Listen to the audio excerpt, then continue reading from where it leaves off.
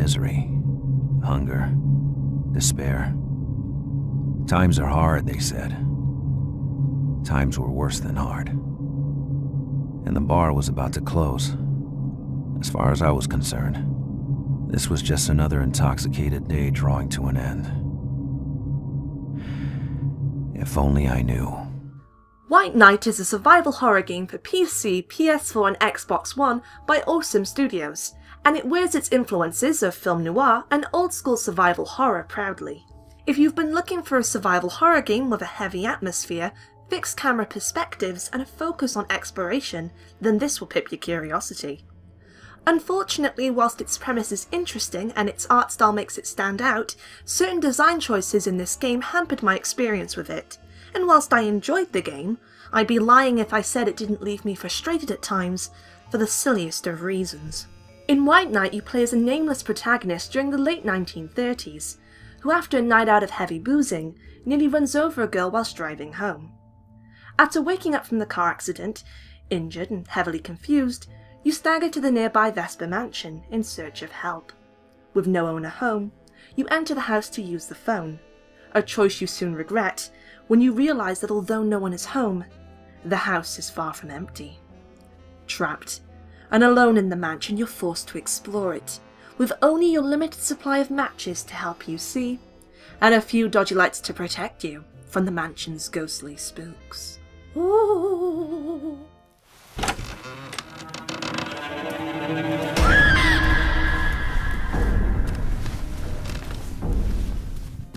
Light is both your saving grace and a hindrance to you in this game.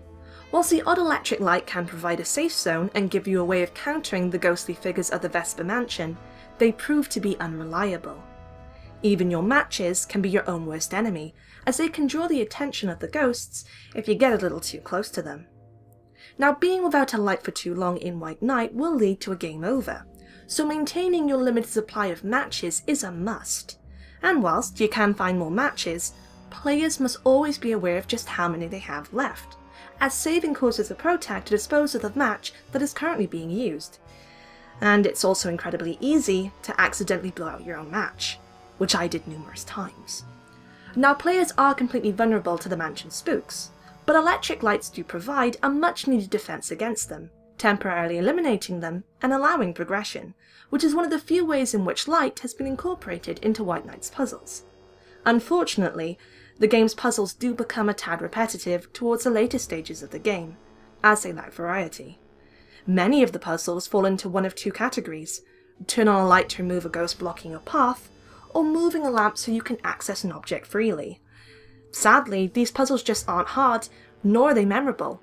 In fact, the only puzzle that I found challenging in the entire game was the very last one.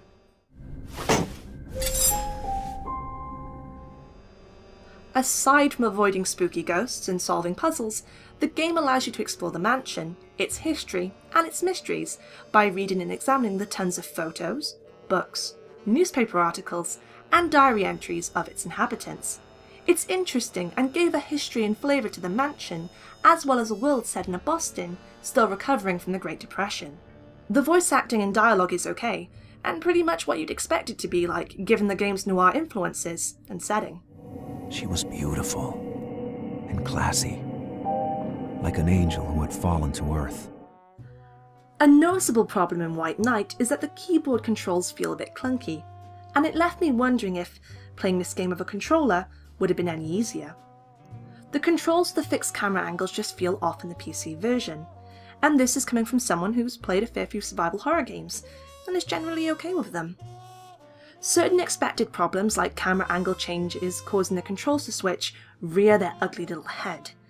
One really annoying problem is that in some sections where you just have spotlights to guide you, it can become very easy to get lost or disorientated because you have no reference point to look at and the camera angles keep switching. As you can see from the video, I completely blended into the shadows, and it made these sections far harder than they should have been. The game's black and white art style makes it not only stand out visually, but strengthens the atmosphere it's trying to create, and really complements the game's focus on light-orientated puzzles. The player is supposed to be fearful of the dark, and the nasties that lurk in it, and because of the limited range of your light source and the strong contrast between light and dark, this is done well. It makes the player feel claustrophobic, like they're trapped in a sea of darkness that's barely penetrable by the light of their trusty match. It provides a reason to fear the dark. And whilst this is all done well, one bad downside is that you sometimes can't see a ghost until you're right on top of them, which becomes a huge problem from about halfway through the game. Ghosts insta-kill you, which wouldn't be a problem if the deaths caused by them didn't feel cheap. From the midpoint on, the quantity of ghosts dramatically increases, and this naturally leads to frustration when you keep dying as you just walked into a ghost you couldn't bloody see, after you got stuck on a chair because you were trying to run away from another ghost whilst the camera was shaking and the perspectives kept switching. It feels incredibly cheap. Since this game uses predominantly a manual save system, unless you save all the time, which always costs you a precious match, you will have to go back and redo sections because you were killed in a way that feels unfair. It's a real shame, because it completely ruins the atmosphere the game was trying to create, as well as its own scripted scares. Because it's hardly terrifying when the lights go spookily out for the third time, because you keep getting stuck on an object and dying. At that point, it's a battle of patience. Where was she taking us? It didn't matter. I knew I would follow her, just like I knew nothing good was waiting for me up there. This path in the midst of the night would come to an end, in this world or another. White Knight has a heavy atmosphere with an appropriate use of music and even quiet when it needs to. There are some scripted scares and the occasional jump scare, but you never quite know when they're going to happen, and honestly, the game relies far more on having its atmosphere and tension being built through more subtle horror rather than jumps. Backtracking through a room only to find out that it's been completely ransacked is particularly unnerving. The art style and choice of camera angles leads to a lot of the horror in White Knight being hidden and mysterious. So despite being grotesque and unpleasant, we're never shown any of this explicitly, and the implied horror is all the more scary for it.